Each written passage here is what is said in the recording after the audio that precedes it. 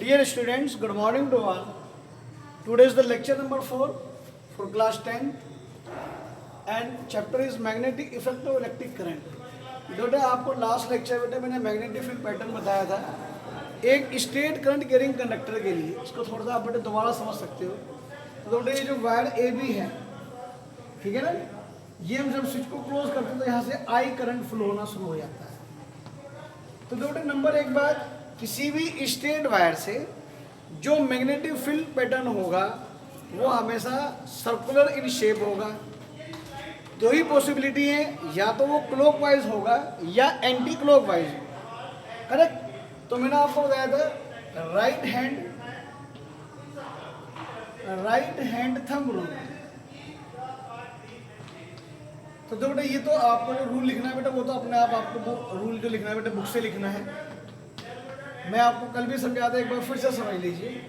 अगर straight wire के लिए हम मैग्नेटिक फील्ड पैटर्न निकालना चाहते हैं कि वो सर्कुलर शेप तो होगा ही होगा कि मैग्नेटिक फील्ड पैटर्न जो है वो क्लॉकवाइज है या एंटी क्लॉकवाइज है।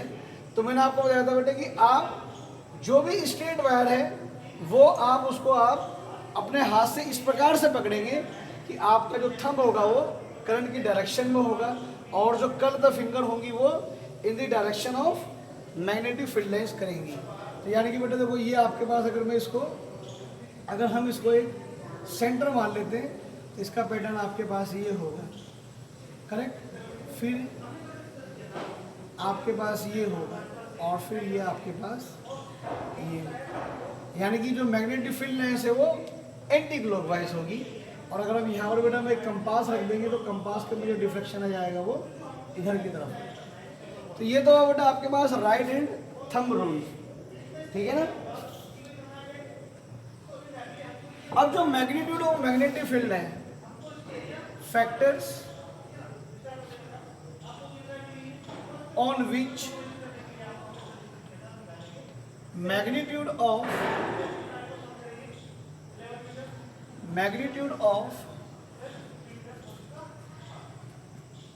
मैग्नेटिक फील्ड लाइंस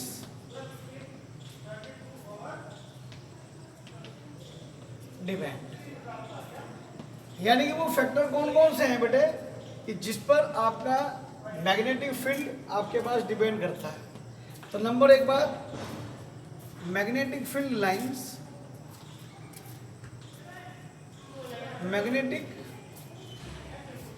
लाइंस जो होंगी वो डायरेक्टली प्रोपोर्शनल होंगी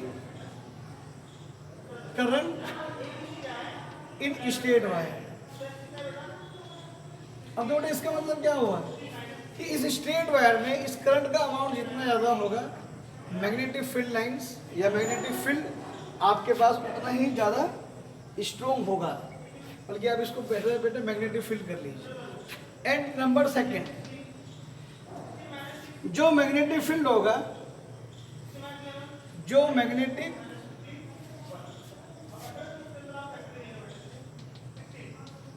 होगा वो इनवर्सली प्रोपोर्शनल होगा किसके,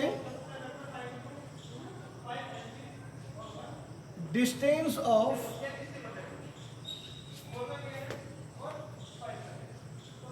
that point from the wire. यानी कि जो मैग्नेटिक फील्ड होगा इनवर्सली प्रोपोर्शनल होगा डिस्टेंस की। कहां से? Direct distance of that point from the wire. यानी कि आपके पास ये पॉइंट हो गया, इस पॉइंट से आप जितनी दूर दूर जाएंगे, यानी कि बेटे मान लीजिए एक पॉइंट यहाँ है और एक पॉइंट यहाँ और एक पॉइंट यहाँ है, तो जैसे जैसे आप इस पॉइंट से आप दूर जाएंगे मैग्नेटिक फील्ड जो होगा वो आपके पास वीक होता चला जाएगा। तो बेटे ये दो फैक्टर्स होते हैं। अब बेटे मैग्नेटिक फील्ड लाइंस का पैटर्न या तो क्लॉकवाइज हुआ या आपके पास एंटी क्लॉकवाइज हुआ। इसको रूल को निकालने के लिए, इसका मैग्नेटिक फील्ड पैटर्न को फाइंड आउट करने के लिए हमारे पास एक तरीका और होता है, इसको हम कहते हैं Maxwell clockwise,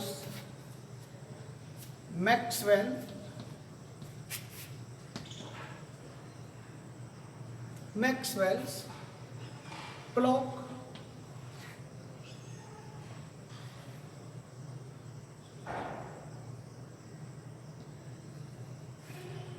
Maxwell cork screw rule. अब देखो मैक्सवेल कोर्ग स्क्रू रूल क्या होता है।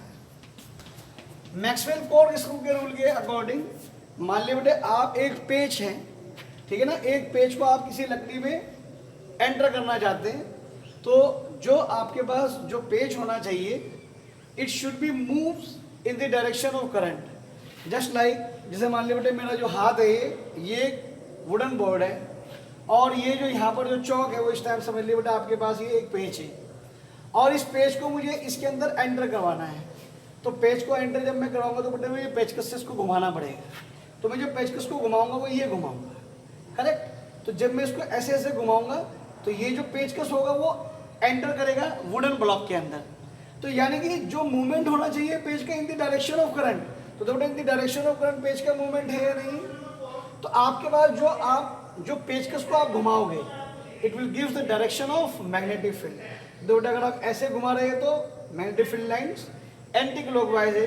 अब मान लीजिए करंट आपका ऊपर से नीचे जा रहा है तो आपके पास ये इस तरह से घुमाएंगे हम तो मैग्नेटिक फील्ड लाइंस हो जाएगी वो क्लॉकवाइज।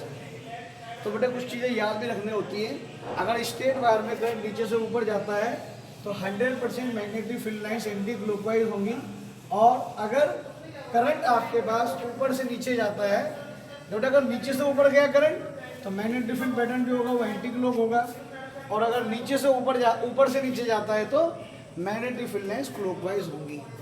अब बेटा इसके अंदर अब दूसरा पॉइंट आता है,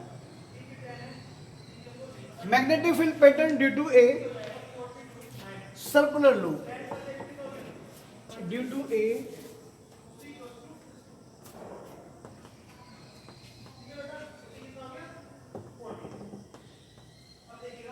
सर्कुलर लूप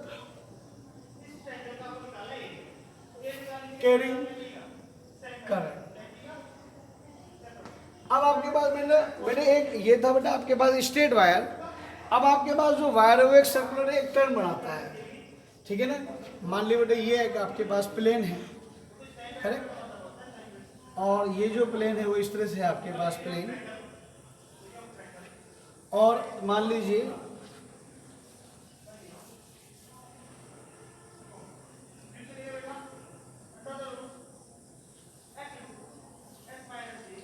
अब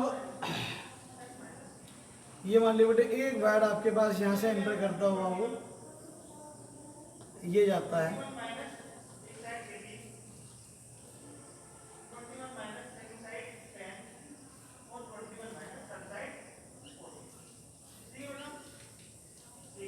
यहाँ पर बेटा हम एक बैटरी लगा देते हैं। अब जो करंट जा रहा है बेटा वो इस तरह से जा रहा है, ठीक है ना। ये जो आपको दिखाया बेटा वर्चुअली दिखाया गया है। अब बेटा इसका मुझे मैग्नेटिक फील्ड का पैटर्न बनाना है। तो बेटा आप ये समझिए कि आपके पास जो बेटा इस पॉइंट से करंट कहाँ जा रहा है बेटा, ऊपर की तरफ जा रहा है, नहीं जा रहा है।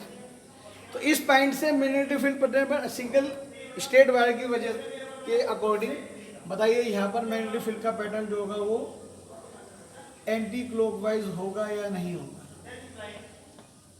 करेक्ट। और इन द सिमिलर वे अब ये करंट बेटा कहाँ जा रहा है, अब ये ऊपर से नीचे आ रहा है, यहाँ पर नीचे से ऊपर जा रहा है, तो यहाँ पर ऊपर से देखो यहाँ से नीचे से ऊपर जा रहा है, यहाँ पर ऊपर से नीचे आ रहा है। तो 100% यहाँ पर तो मैग्नेटिक फील्ड लाइंस का जो पैटर्न होगा वो आपके पास क्लॉकवाइज हो जाएगा। तो यानी कि एक पॉइंट ये गया बेटा आपके पास, फिर ये आपके पास ये आया, और फिर ये आपके पास ये आया, करेक्ट। एंड जो सेंटर होगा, सेंटर पर मैग्नेटिक फील्ड लाइंस यूनिफॉर्म होंगी, करेक्ट। और ये आपके पास मैग्नेटिक फील्ड लाइंस का पैटर्न जो ये आपको ये लाइन ये शो करती है कि ये मैग्नेटिक फील्ड लाइन की सर्कुलर लूप इतना बड़ा हो गया कि इस प्लेन के अंदर आ ही नहीं पा रहा है, करेक्ट। तो ये आपके पास मैग्नेटिक फील्ड पैटर्न हुआ due to a circular coil, ठीक है ना। अब देखो बेटा इसके लिए आके ये आपके पास करंट आई हो गया, बहुत इंपॉर्टेंट है बेटा, बहुत पूछा जाता है। तो magnitude of magnetic field depends on the following factors। यानी कि जो सर्कुलर वायर है उसकी वजह से जो मैग्नेटिक फील्ड प्रोड्यूस हुआ उसका मैग्नीट्यूड, उसका अमाउंट किस चीज के ऊपर डिपेंड करता है, ये बहुत इंपॉर्टेंट होता है, अक्सर पूछ लिया जाता है पेपर में। तो बेटा पहला पॉइंट तो सभी में कॉमन रहेगा, magnitude of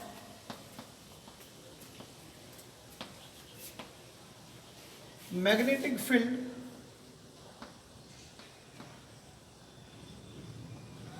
directly proportional to the current in loop. यानी कि ये करंट जो लूप में फ्लो हो रहा है, जितना आपके पास लूप में करंट फ्लो होगा 100% मैग्नेटिक फील्ड आपके पास उतना ही ज्यादा बनेगा। And second, magnetic field is inversely proportional to the radius of loop और सर्कुलर वायर, एक ही बात है, और सर्कुलर वायर। इट मीन्स कि क्या, आपके पास जो आपने लूप बनाया, मान लीजिए बेटे एक लूप हम ये बनाते हैं और एक लूप हम ये बनाते हैं। मान लीजिए बेटे इसका रेडियस r है और इसका रेडियस r डैश है, करेक्ट। ये इसका सेंटर है, ये इसका सेंटर है। करंट मान लीजिए इसके अंदर भी आई है, करंट इसके अंदर भी आई है। करंट का अमाउंट दोनों ही कॉइल में आपके पास एक है, लेकिन इसका रेडियस ज्यादा है और इसका आर डैश का रेडियस कम है। तो डेफिनेटली जो मैग्नीट्यूड ऑफ मैग्नेटिक फील्ड होगा, जितना कॉइल का, जितना लूप का, जितना सर्कुलर कॉइल का रेडियस जितना कम होगा, उसका मैग्नेटिक फील्ड उतना ही स्ट्रॉन्ग होता है। इट मीन्स जो मैग्नीट्यूड जो डिपेंड करता है वो रेडियस के इन्वर्सली प्रोपोर्शनल होता है और करंट के वो डायरेक्टली प्रोपोर्शनल होता है। तो बेटा आज हमने आपको दो इसके जो मेथड थे मैग्नेटिक फील्ड को, पैटर्न को फाइंड आउट करने के, magnetic field due to a straight wire and magnetic field due to a circular loop, मैंने आपको एक्सप्लेन करें। नेक्स्ट आएगा magnetic field pattern due to a solenoid. Okay, thank you बेटा।